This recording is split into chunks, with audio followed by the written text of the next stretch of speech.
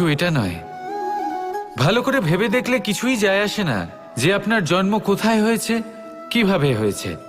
এতেও কিছু যায় আসে না যে আপনার মৃত্যু কোথায় হবে, কিভাবে হবে। যায় আসে তখন, গুরুত্বপূর্ণ হলো এটাই যে জীবন আপনি যাপন করেছেন তার উদ্দেশ্য কি ছিল, কি ভাবনা নিয়ে আপনি বেঁচেছেন। এখন যদি আপনি এমন কিছু করেন যার দ্বারা এই সংসার আপনার থেকে জীবন যাপনের প্রেরণা পেতে পারে, মৃত্যুর পরেও আপনার কর্ম দেখে তা স্মরণ করে জীবনে বাঁচতে শেখেন, তাহলে তার তাৎপর্য হলো আপনি নিজের কর্মের দ্বারা, নির্বাচনের দ্বারা অমর হয়ে গেছেন। দেখুন, জীবনে দুশ্চিন্তা করা হলো বৃথা, মৃত্যুর ভয়ও হলো বৃথা।